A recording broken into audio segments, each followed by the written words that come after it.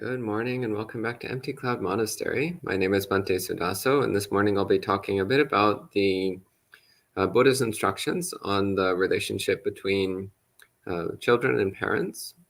So I'll start with paying homage to the Buddha, and then I'll talk a bit about the topic. And then if there's any questions, I'll take questions at the end.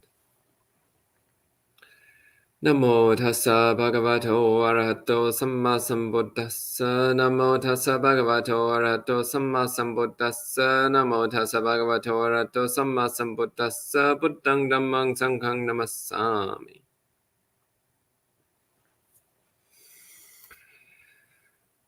So, one of the commonly recited texts in Buddhism is the Ratana Sutta.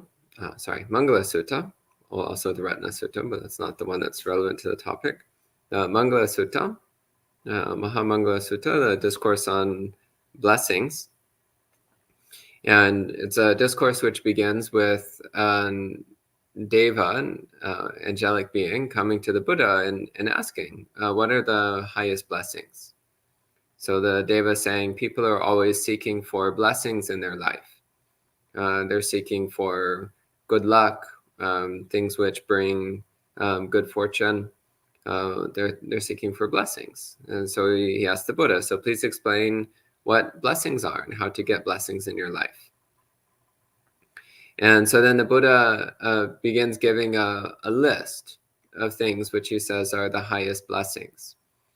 And the list is arranged beginning from very simple, ordinary, worldly things, and then gradually becoming increasingly refined until finally, at the end of the discourse, he's talking about full awakening.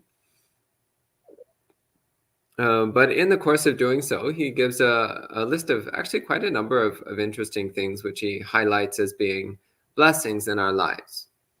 And one of them that he mentioned is to take care of one's relatives.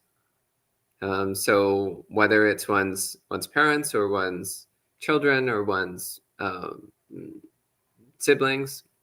So the Buddha said that to take care of one's family members, to look after them is one of the highest blessings. So the in particular, taking care of one's parents or one's children. So when one is a parent, one has young children, then it's one's responsibility, one's duty to provide for all their needs, to make sure that they have everything that they need in order to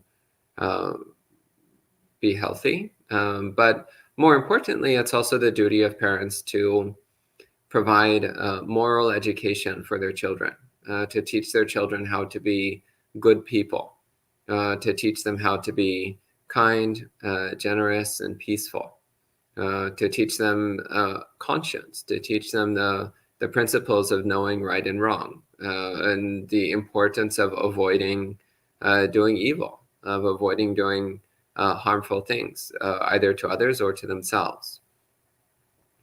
And also, it's the responsibility of parents to help instill in their children a healthy relationship with their own mind. So trying to raise their child in such a way that's not causing undue psychological damage to them. But also ideally is equipping their child to deal with the difficulties of life, to be able to face the challenges and difficulties of life without excessive psychological difficulty. And this is all quite challenging, of course. It's from what I've been told anyway, since I don't have children myself, but I've been told from those who have raised children, it's actually extremely difficult to balance all these factors, because there's on top of all the difficulties of trying to raise someone correctly, there's also the basic problem that they are, in the end, they're their own person and they make their own decisions. But nonetheless, it's the responsibility of the parent to do the best they can. to raise a healthy, sane, moral person who's well-equipped mentally and emotionally to deal with the challenges of life. But what's interesting here is that the Buddha doesn't talk about it. In the Mangala Sutta, the Buddha doesn't talk about it as being a burden. He doesn't talk about it as being a responsibility or a duty. Rather, he talks about it as being a blessing. So it's a blessing in one's life to have the opportunity to raise someone, to raise a child. It's a blessing to have the opportunity to take care of your children and to instill in them a sense of morality and conscience, a sense of spiritual practice, a sense of right and wrong. And the Buddha also says similarly that it's a blessing to take care of one's parents. So mata pitta upattanang puttadarasa sangaho. So this is the line that we have here. So mata pitta upattanang means to look after one's parents, taking care of one's parents. Puttadarasa sangaho means to support your children and your spouse. So here we see both the relationship above towards one's parents and below towards one's children. And also on the same level, the relationship with one's spouse, if one has one. Similarly, it's this idea of being supportive, of staying together and doing what you can to help them in whatever they're going through. So a sense of mutual support and mutual responsibility towards one's spouse as well. And in terms of looking after one's parents, so what's interesting here also is that the word upattanang, so mata pitta upattanang, the word upattana is related to the word upataka, which is the term that we find in the monastic rules to indicate a junior monk who's taking care of a senior monk. And there it gives actually very detailed and thorough instructions on everything from doing the senior monk's laundry to cleaning their room to taking care of them when they're sick to offering them encouragement when they're discouraged or teaching them Dhamma if it seems like they have misunderstandings about Dhamma. To staying with them and constantly looking to see how you can help, what you can do for them. So it's that same kind of attitude that the Buddha is saying that we should bring towards our parents. And this becomes especially clear as our parents become elderly. So as our parents become elderly, as they start to experience the physical and mental challenges of old age, then they actually become increasingly childlike in the sense that just as a young child needs a lot of constant care and attention, in the same way, people who are very elderly, so in their 80s, 90s, they tend to start to need a lot of direct care and attention. So, for example, here at the monastery, for the past couple months, Ayasoma has had her mother staying here at the monastery. So her mother is in her 80s and is suffering from senile dementia and some physical problems, but the main problem is this advanced senile dementia, which can make life quite difficult. And what's notable here, once again, is watching how Ayasoma is really taking on this advice of the Buddha of constantly watching closely her mother, constantly looking to see how can I help, constantly providing food and medical care and doing her mom's laundry and helping her mom with all of her daily activities and needs. And it's this constant, close, careful, loving attention, similar to the way a parent, a loving parent, would look after their own child, similar to the attitude of a loving parent towards a child who is sick or struggling. So in the same way, when our parents are the ones who are in need, again, especially when they're very old and they start to have a really hard time looking after themselves, then we have the blessing of being able to help them out. Again, the Buddha said this is one of the highest blessings, the opportunity to take care of your parents. So watching here at the monastery, we have the opportunity to watch Ayasoma really acting this out. So taking the Buddha's instructions to heart and constantly, making food for her mother, preparing medicines for her mother, bathing her mother, doing everything she can. And also the rest of us in the monastery also have the chance to help out to some extent, to do what we can to also support Ayasoma and her mother. And also watching how this provides this incredible heart-opening opportunity of setting aside what one might want to do with one's time, and instead just saying, okay, this is a really wonderful opportunity to take care of one's parents. And also there's another discourse where the Buddha is talking about how the children have an incredible karmic debt to their parents. How parents have done so much for us, generally speaking. Of course, some parents are less ideal, but generally speaking, parents do so much for their children. They do so much in, well, first off, the mother who carries the child in her own body for months, so nourishing the child with her own flesh and blood for months, and then giving birth to the child often with great struggle and difficulty and pain. And then that's just the beginning. Then there's 18 years or more of struggle and difficulty and heartache in trying to raise one's children. So again, putting a lot of effort, a lot of sacrifice into raising children. So the Buddha said that there's no way to materially repay our parents for what they've done for us. The Buddha said, even if you were to carry your parents on your shoulders, so like your mother on one shoulder, your father on the other shoulder, you were to carry them on your shoulders for the rest of your life, like constantly caring for them, then that still would not repay our debt to them. That still wouldn't be sufficient to repay what they did for us for those first 20 years of our life.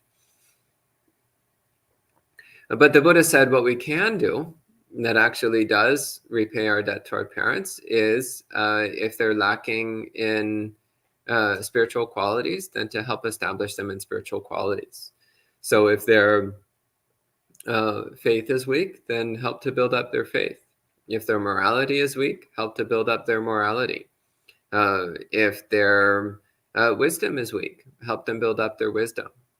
So the Buddha said this is actually the only thing we can do, which is truly repaying the kindness of our parents.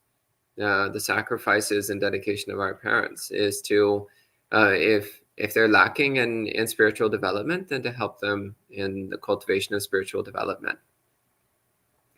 And this also is something that we've been able to observe again with Ayasoma and her mother being here, is the opportunity to help Ayasoma's mother to cultivate an appreciation for spirituality, to cultivate, to nourish her own good spiritual qualities within herself. Of course, this being a monastery, we're all about developing spiritual qualities anyway. But this is particularly relevant, again, when dealing with someone who's struggling with the challenges of old age. Well, actually, this is one of the things which Buddhism offers great value for, is this opportunity to train the mind in such a way that even when dealing with something quite challenging like senile dementia, then the mind is already properly prepared. And the mind is already fully able to face that and deal with it. And actually moving into the upcoming future, also along these lines, then with taking care of her mother, then Ayasoma is also looking at opening a monastery in Italy. where she can be in closer proximity to her parents. And also with this thought about taking care of her parents, it's also the question of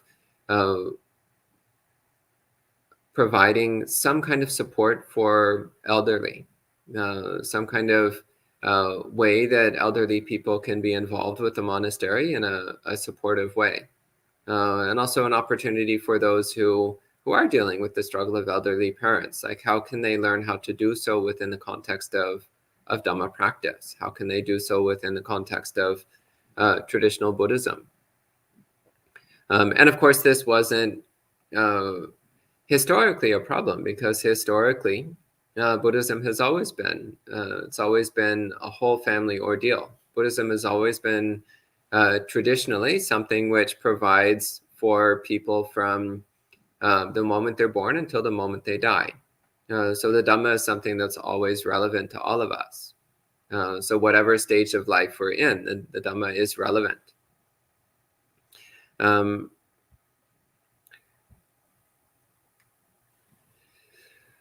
But these days, there's often an emphasis in Buddhist circles on specifically on things like intensive meditation practice and on intellectual study of the discourses, which is fine. But for very young children, it's not really relevant. And also for elderly people who might be dealing with various physical and mental difficulties, it might also not be particularly helpful for them either. So instead, it's about investigating what can we do that helps, again, both the very young and the very old. What can we do that will help them to cultivate their good qualities? And also, how can we support those who are in a position of taking care of their parents to relate to that through the lens of the Dhamma? Because again, when taking care of very elderly parents, you may not have much time for meditation practice. You may not have much time for sutta study or Dhamma conversation. But what you do have a lot of time for is for the opening of the heart through being genuinely present and caring for another person.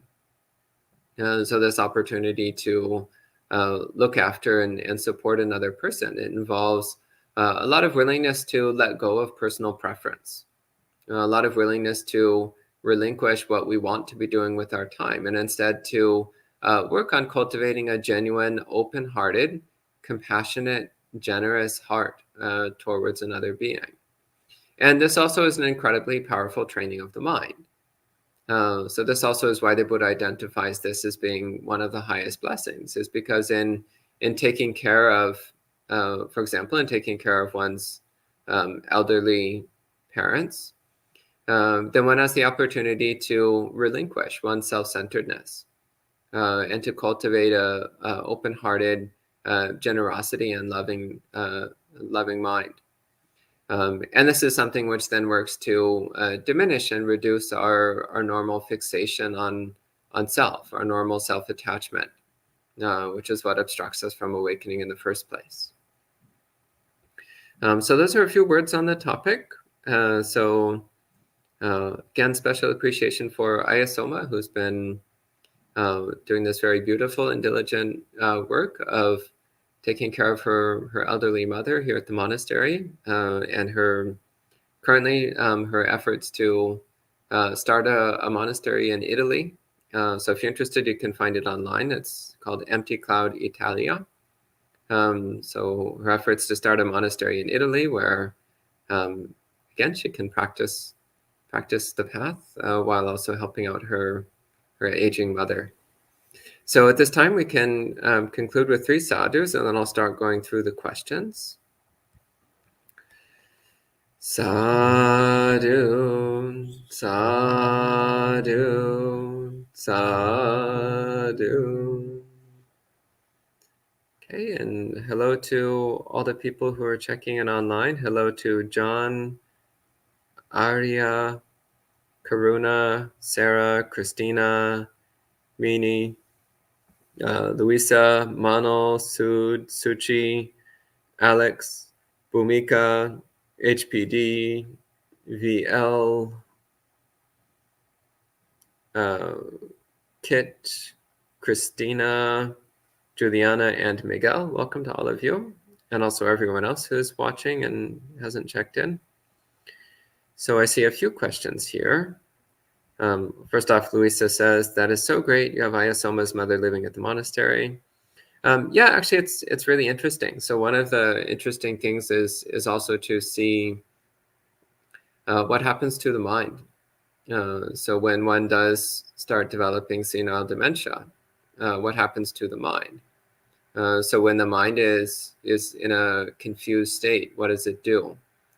And what it tends to do is to revert to the subconscious habits and tendencies that have been built up over this life and also previous lives, but especially during the course of this life.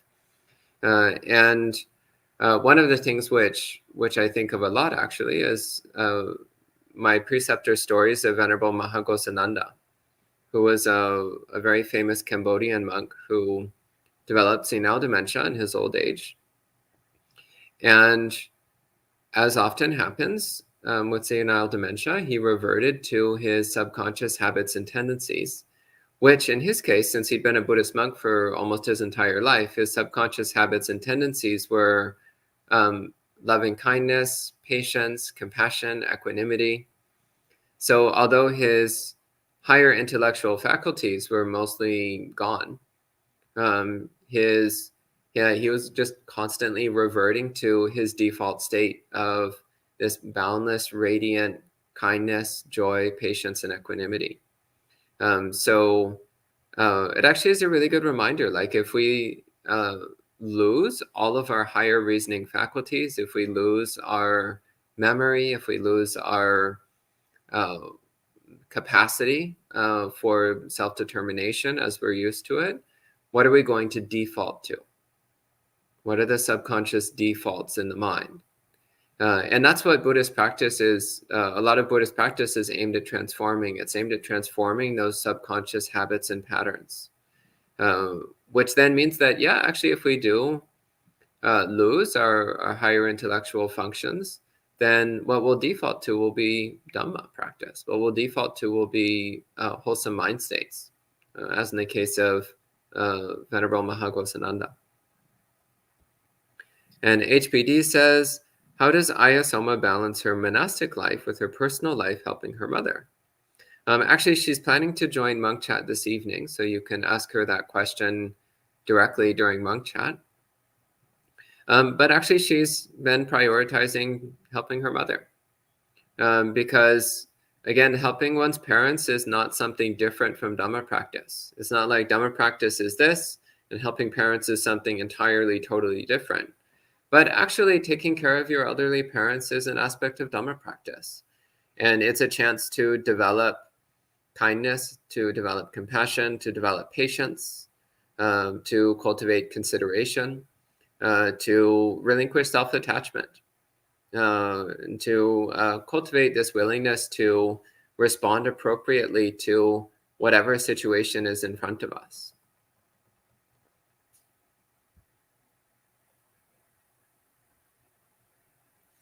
And Kit says, where is the duty line with abusive parents, alcoholics that were physically violent with their child? Where is your responsibility with parents who have behaved like that?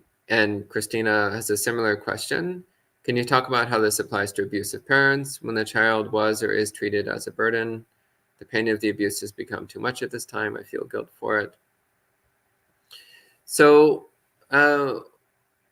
well, first off, it is sometimes necessary if one is severely traumatized. It might be necessary to go to psychotherapy and see people who are specialists in child trauma. Sometimes they can help. But talking just strictly from a Buddhist standpoint here, well, it's good to remember that your parents were not enlightened beings. And as not enlightened beings, that means they were full of greed, hatred, and delusion, like all other unenlightened beings. So it's unrealistic to have expected them to behave absolutely perfectly. So of course, we all wish that our parents would behave perfectly. But the truth is that perfect parents don't exist. It's just different shades of flaws, different shades of imperfect. So the first thing is compassion. Have compassion for your parents. Have compassion for someone who their defilements and delusions were strong enough that they were harmful to their children, that they were abusive to their children. Generally speaking, parents don't want to harm their children. But if their unwholesome habits are really strong, then they might act out unwholesome behaviors, harmful behaviors. So first off is compassion for them, compassion for someone who lacks the self-restraint, the conscience, the self-control. They lack that to the point where they actually harm their own children. That's actually really sad. That's something which is worthy of genuine compassion. So both for the abusive parent and also for the abused child, for both we have compassion. So it's recognizing that the abusive parent, it's coming from a place of suffering and confusion, but it's also generating more suffering, both for themselves and for their child. So it's actually a perfect depiction of samsara. Samsara is basically one long string of abusive relationships. It's just this constant cycle of suffering and inflicting suffering and receiving suffering and suffering about it, and just being constantly confused also about why this keeps happening and why this keeps going on. And it's only through Dhamma practice that we start to break out of these cycles. We start to recognize that there's another way of relating to reality which doesn't involve these cycles of suffering. That said, if your parents are really harmful, then sometimes you actually have to get some distance from them. So if being around them is damaging to you and it's not good for them, then it's not good for anyone, then the best thing actually is to get some distance. See if there's a way you can help them without putting yourself in harm's way. But sometimes that's not possible, and the only option is to just get yourself out of harm's way. So the situation is at least improved to that extent.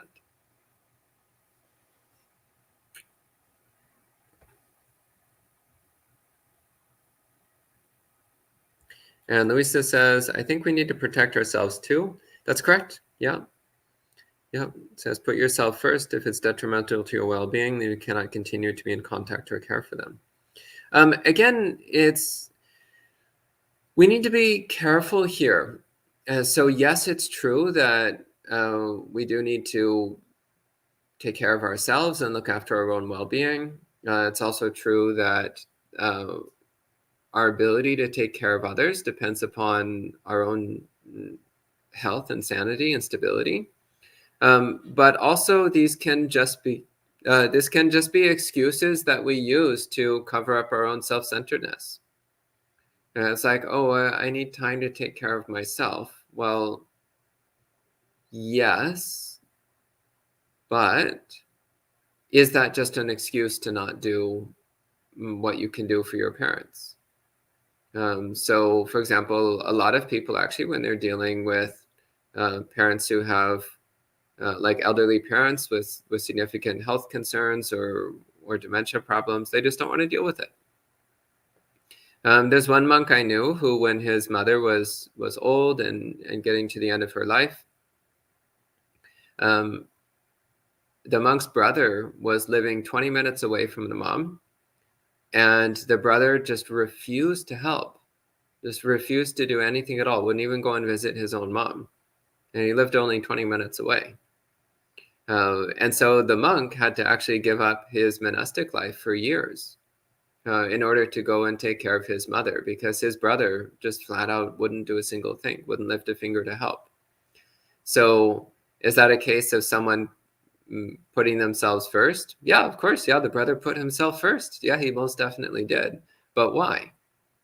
Was it out of a genuine concern for improving the well-being of the people involved? Or is it just that he didn't really care about his mother? Or was it just that he was full of selfishness? Of course, it's hard to say because we're not there and we don't know personally. But we can look at our own mind, and we can personally know our own mind. So if we don't want to help out our parents when our parents are in need, well, why? Is it actually really genuinely that it would be harmful to ourselves and to them? Or is it just that we don't want to? Is it just that we'd rather like watch TV all day rather than help our parents? Like, what is it really? Is it just that we have our own desires and aversions, and we care more about our own preferences than we do about supporting our parents? So it's important to evaluate these things. And if your parents actually are in serious need and you're not capable of doing it yourself, then see what you can do to provide for someone else to take care of them. At a bare minimum, try to make some kind of arrangement for them.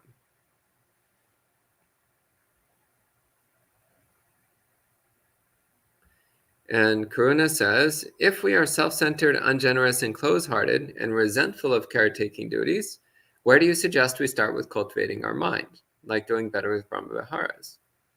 Actually, the Brahmaviharas are a good starting point.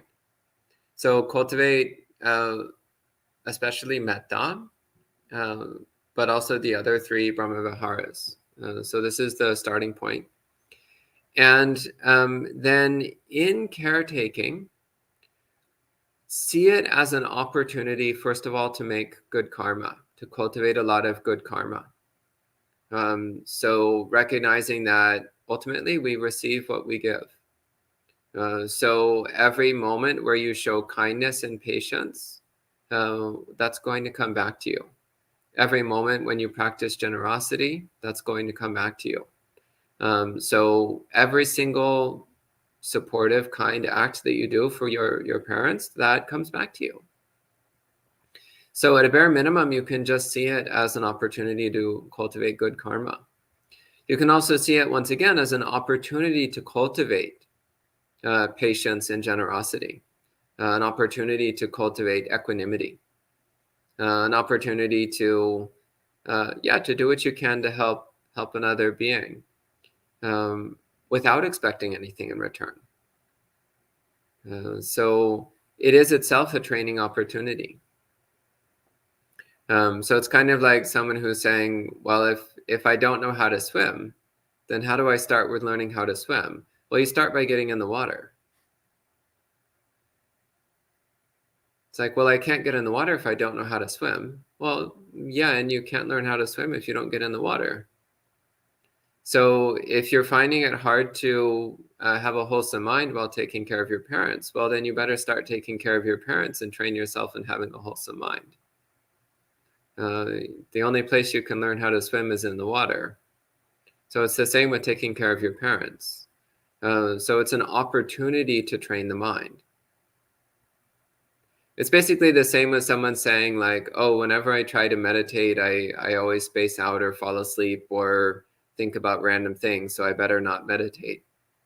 It's like, no, that just means you need to meditate more and train the mind in stability and presence while you meditate.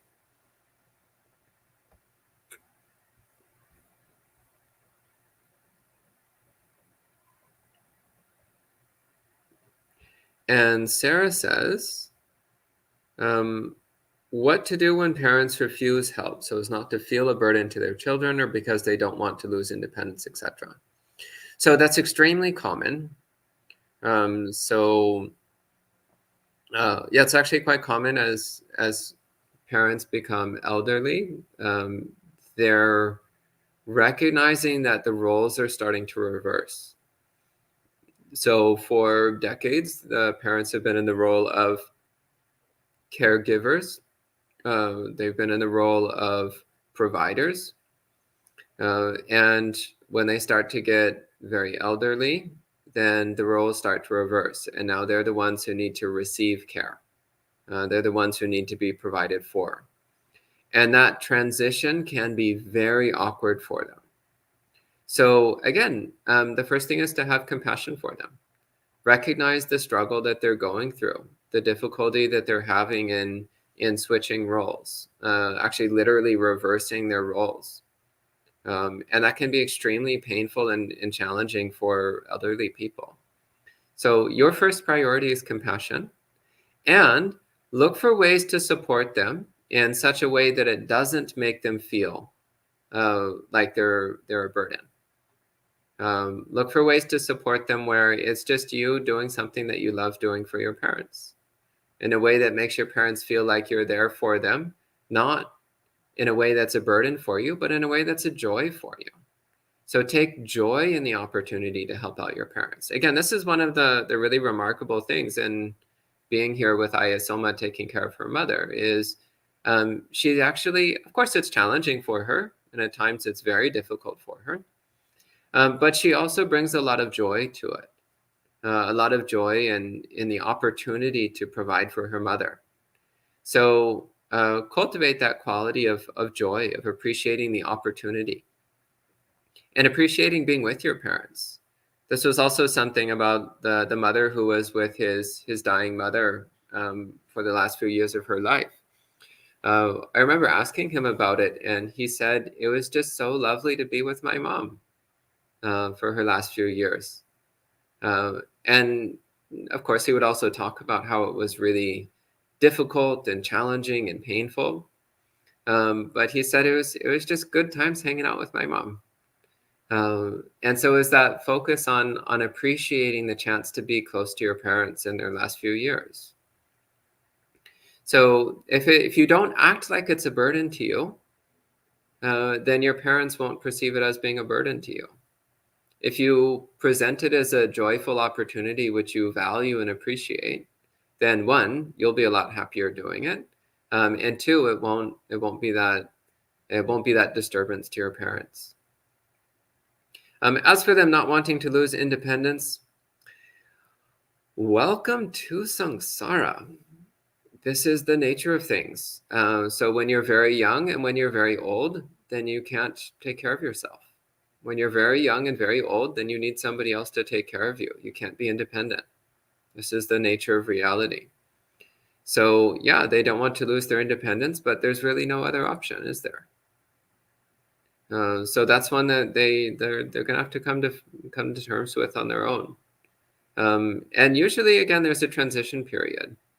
And this also, again, it's a universal problem. So if you look online, there's no shortage of support groups and like websites and things which are all about taking care of elderly parents and the experience of it. So it's actually an extremely common experience.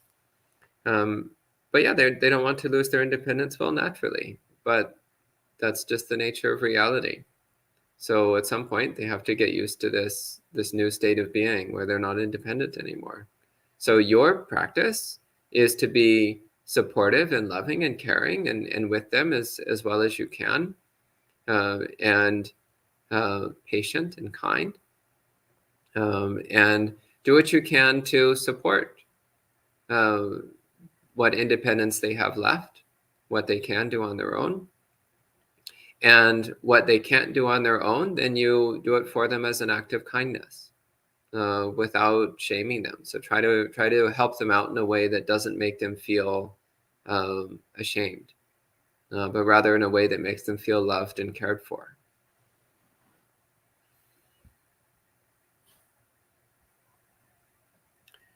And there's actually a lot of questions on this topic, which really you should be asking these questions to Ayasoma this evening, because she's the one who has direct, immediate personal experience on this topic.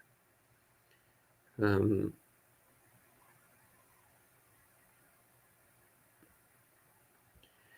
Christina says, what about a parent who may have a severe mental illness where they do not desire to protect their child?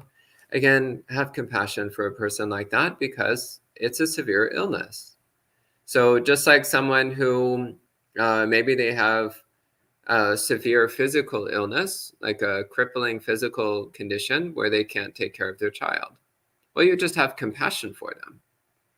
You don't say like, oh, you evil person, never moving from your hospital bed to take care of your child. It's like, well, they can't. Well, the same, someone who has a severe mental illness to the point where they're unable to take care of their children, have compassion for them. Don't hate them for it. Have compassion that someone's actually so messed up that they can't take care of their child. That's sad. That's a cause for compassion. Wishing the best for them. Wishing for them to be free of that limiting and crippling condition, which makes it difficult for them to do wholesome deeds. Again, see it as being just the same as a physical illness. Notice how that really changes the mind. If someone has broken legs and you're like, well, why aren't you running a marathon? Well, it's pretty unrealistic. But if somebody has a serious mental condition and we're asking, well, why aren't you functioning like people who don't have serious mental conditions? It's just unrealistic in the same way. So yeah, have compassion for people with mental illness. It's not like they want to be messed up. It's just the condition that they're dealing with. Just like somebody with broken legs doesn't normally want to have a broken leg. It's just the condition that they're dealing with.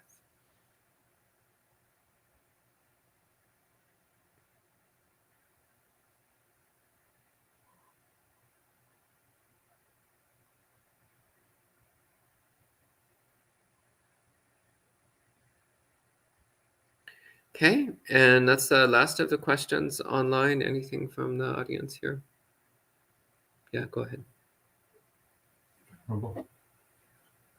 I guess related to that, your thoughts on dedication of merit and also cultivating gratitude, even if our parents or someone may have not been, like without gratitude because we wouldn't be here without our parents, but also the dedication of merit to them. Yeah, so dedication of merit, by the way, is something that we can always do.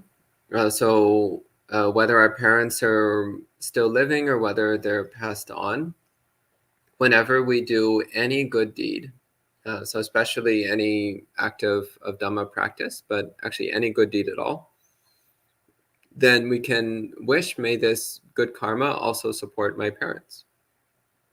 And again, whether they're still living or whether they've passed on or in any state of being, then this is something which does seem to have an effect.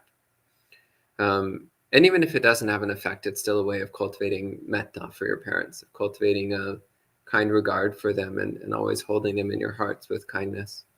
But the Buddha says that it does have an effect. As for gratitude for parents, at a bare minimum, have gratitude for your mother. Even if she was an absolutely terrible mother from the moment you were born, she still spent 9 months building your body in her body out of her own flesh and blood. And especially the last couple months of pregnancy can be really, really difficult. So have compassion for, at least for your mother. Fathers can be a little bit more challenging because they're a little more hands-off in the process. But mothers go through a lot just to give you a physical body. So if nothing else, have gratitude for everything your mom went through for those first few months. But usually, even the worst parents, they usually have still done a lot for their children. Again, the only real exception is people who literally abandon their child the moment it's born. But generally speaking, parents do a lot for their children. And yeah, of course, parents also make a lot of mistakes. And sometimes they actually make really, really bad mistakes with their children. So appreciating the good things they've done does not mean ignoring the bad things they've done. It's two separate things. So it's like, okay, I appreciate the good things that they did. I have gratitude for the good things that they did. And I also acknowledge that they did some bad things as well. And I hope that they develop the wisdom and self-restraint to not do bad things like that in future lives. And we have a question here from Mano. Mano says, it is tougher to help a parent who holds on to high expectations for their care and criticizes what hasn't been done versus appreciating what is being done. How does one work with such level of emotional hostility? Well, first off, recognize that it's coming from an underlying suffering. in situations like this, the person is dealing with a lot of internal pain, a lot of internal struggle. And when somebody is really fixated on their own suffering, it's actually quite hard to see the good things that are being done to them by others. Or they're just recognizing that they're suffering and whatever is being done is not sufficient to address their suffering. So that can lead to this kind of lashing out. So your practice in this case then, once again, is compassion. Recognizing that the person's behavior is just their way of communicating the fact that they're in pain, so physical, emotional, and mental pain. And ask yourself, am I actually doing what I can to take care of them? And if you feel that, yes, you actually are doing a reasonably good job of taking care of them, then you can be content with that. And if you think the person has unrealistically high expectations for you, well, that's just an expression of their suffering. If you're confident in the fact that you're doing the best you can, then you don't need to be bothered by the fact that you're not meeting their expectations. Instead, just do what you can to be there for them, to be loving and caring and patient with them, and forgive them this. So another important thing to keep in mind is that often with the very elderly, they're often confused. They're often not quite recognizing their situation, or they're misinterpreting or misunderstanding their situation. So they may not realize that you actually are doing a lot for them. What they do realize is that they themselves are suffering and they're not clear why. So also forgive them that confusion. Forgive them also the hostility that can come from that place of confusion, because that's also a manifestation of internal suffering. So hostile behavior is a manifestation of internal suffering. So have compassion. Wish for that person to be free of suffering. Because if they were free of suffering, then they wouldn't be hostile.